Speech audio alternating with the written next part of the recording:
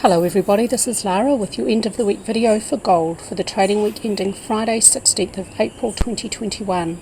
I am expecting upward movement to continue next week for gold toward a short-term target about 1803, and when that's done I expect it's most likely the downward trend will resume.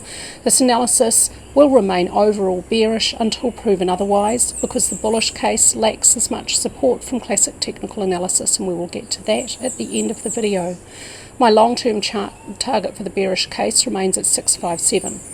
If your own analysis is bullish, you may choose to follow the bullish Elliott Wave count and use that as a map for future potential price movement. The target for that for the midterm is 2124. Elliott Wave analysis first, classic analysis last. This Elliott Wave count at the monthly chart level sees a huge expanded flat unfolding, and here's wave B of the expanded flat ending here as a double zigzag, and wave C downward beginning. Wave C may only subdivide as a 5-wave motive structure, most likely an impulse at cycle degree. Cycle wave 1 would be incomplete with primary 1 and 2, overlapping intermediate 1 and 2, minor 1 and 2, and now minor 3, and now minor 4 may be unfolding, and it may not move into wave 1 price territory. When it's done, minor 5 down may continue. When cycle wave 1 is complete, then a huge multi-month to year or more bounce or sideways consolidation for cycle 2 should unfold, which may not move beyond cycle 1 price territory, but we are not there yet. Let's take a look at the daily chart, where this high here is this point here. Here's primary 1 and 2, intermediate 1, 2, minor 1, 2, and now minor 3, 4, and then we'll have intermediate 3, 4, and 5 to complete primary wave 3. Minor wave 4 may not move into minor wave 1 price territory. I know this looks like a 3-wave structure because the second wave is time consuming, the fourth wave is brief and shallow. That is actually a really typical look for gold's impulses. It took me a while to get used to a few years ago, but now I'm quite used to that's how gold's impulses unfold. It starts out slowly with deeper and more time consuming overlapping first and second waves, accelerates through the middle, and will often, but not always, it didn't really in this case, explode at the end. We may see a further increase, if this wave count is correct, a further increase in momentum to the downside when minor wave 5 completes intermediate wave 3. At the hourly chart level, we're now looking at the middle of minute wave C. You can see minuet waves 1 and 2 off to the left of the chart. You can see those at the daily chart, and I've copied this base channel over. It's drawn in the same way on the daily chart. The lower edge may offer support for any deeper pullbacks along the way up to complete minute C. Minuet 3, an impulse with subminute 1, 2, 3, 4 may be continuing sideways as a triangle. This could also morph into a flat combination or a zigzag or a multiple zigzag. I've got 2 hourly charts for you. They both see fourth waves unfolding in this position, and I'm looking at different structures for both of them. Labeling them in either way works for both charts. Subminuet 4 may not move into subminuet wave 1 price territory. This first hourly chart looks at the possibility that subminuet 4 may end about the 0.146 Fibonacci ratio of subminuet 3, which is at 1775.41. If price falls through that, the next target would be 1771, the 0.236 Fibonacci ratio, and if price falls through that target, then the next area of support may be the 0.382 Fibonacci ratio at 1763.84. My target for minute wave C is to reach 1.618, the length of minute wave A, at 1803. That's my target for minor wave 4 to end.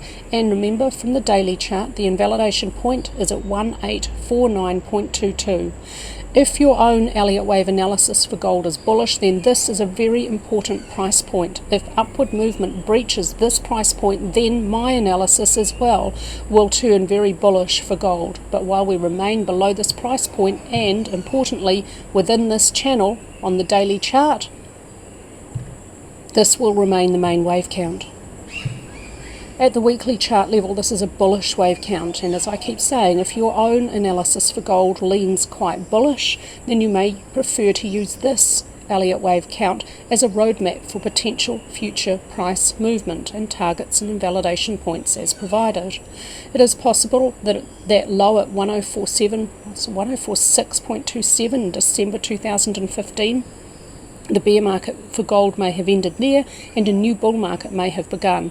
In terms of Elliott Wave, there are some problems in how we see the subdivisions in this bull market, and they are detailed every day in my text article, and I link back to charts that show you a problem within cycle 2 that still exists for the bullish wave count. But let's be open-minded and flexible and consider all possibilities. There is a reason why I keep publishing this until price tells me finally that the bearish wave count is absolutely correct. By invalidating this bullish count, I will continue to publish it. I may discard this bullish count prior to invalidation if this trend line is clearly breached at the weekly chart level and technical analysis at that point is very bearish. For now, I will run both wave counts alongside each other. This wave count sees cycle wave 1 complete off to the left of the chart in a new bullish trend. Cycle 2, a double flat, may be over here. Cycle 3, an impulse, may be over here. Cycle 4, a triple zigzag, may be over here, and cycle 5 may have begun.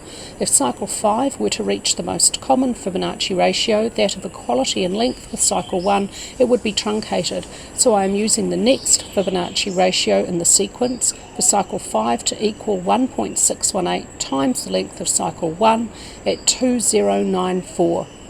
When cycle 5 is complete, this wave count will then be very bearish. After a 5-wave impulse is complete, 5 steps up would be over. We would then expect 3 steps back. And this wave count from that low in December 2015, if we continue on up to the target, would then see super cycle wave 1, a 5-step up pattern complete. And then we would be looking for super cycle wave 2, a 3-step back pattern to follow. At the daily chart level, here is the end of cycle 3, the start of cycle 4, which subdivides well as a triple zigzag, and the start of cycle 5, with primary wave 1 incomplete.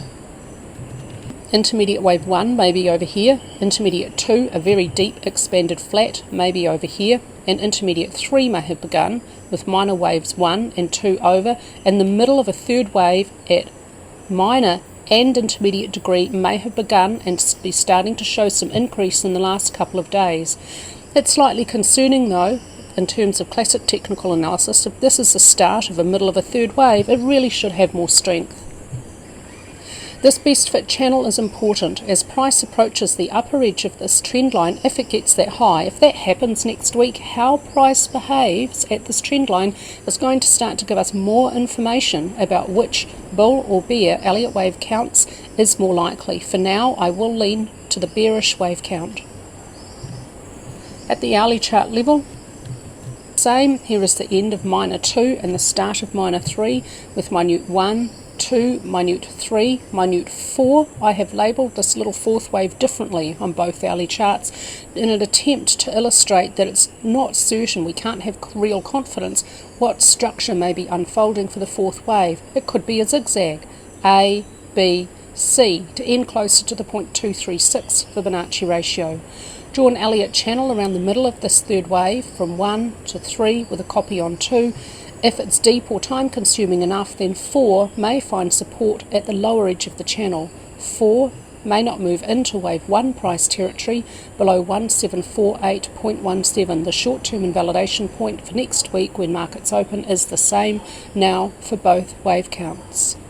Classic technical analysis. We could have a little double bottom down here and we have a hammer candlestick pattern here. Following that we have some upward movement, but very concerningly for a bullish case, the first upward week off the highs last week completed and it had lighter volume. Upward movement, if it's the start of a new trend for this market, usually starts with strength.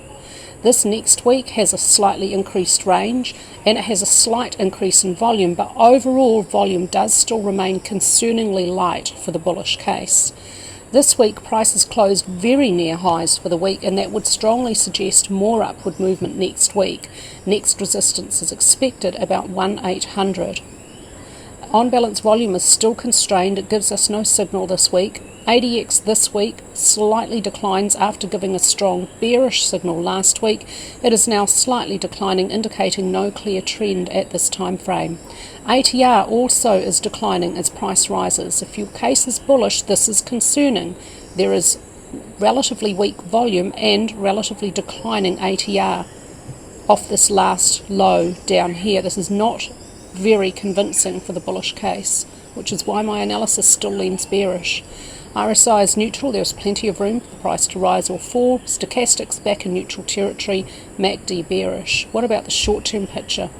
Here off the lows we have a strong bullish engulfing candlestick pattern here and a possible double bottom, but look at the volume. The volume for that bullish candlestick pattern was lighter than previous downward sessions. There is not support from bulls for upward movement. This candlestick pattern, also a bullish candlestick pattern, should have support from volume in order for us to have confidence in it. Neither of these two do. We must be open-minded and flexible and understand that given the data in hand, this is not convincing for the bullish case, even though these were good ranged bullish candlestick patterns and did fully engulf the candlestick prior. It lacks support from volume. If this is the start of the middle of a third wave, we're seeing a little increase in upward volume from previous higher points back here, but again for Friday we're not seeing stronger volume. The increase is slight, it is slightly there, but it's not as strong as you would expect to see for the middle of a third wave. You really should see a stronger increase, particularly for Friday. It's got weaker range and weaker volume than Thursday, and that is concerning for the middle of a third wave. We shouldn't be seeing that. Next resistance is at 1800. Now the bullish case could certainly redeem itself if we see that channel breached on my daily Elliott Wave charts, and if we see resistance breached, and then if my bearish Elliott Wave count is invalidated at the daily chart level, that's the point in time I'm going to switch to a more bullish outlook for gold. While none of that's happened, this could be yet another time-consuming and larger counter-trend bounce like this piece of movement was here within an ongoing new bear market. We have to be open and flexible and consider both possibilities while the data tells us we should.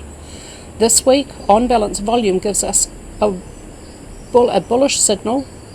It has a very weak range. It may be breaking above resistance here. I want that to be a little bit clearer because there's a little bit of flexibility in exactly how you draw this line. So if we see another upward movement on Monday, then I would call this a reasonable bullish signal from on balance volume.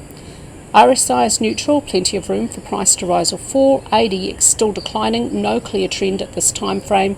ATR declining as price rises and moves sideways, is not convincing for a bullish case. Stochastics overbought and MACD bullish. With your gold analysis, I hope that all of our members are having an absolutely fabulous weekend.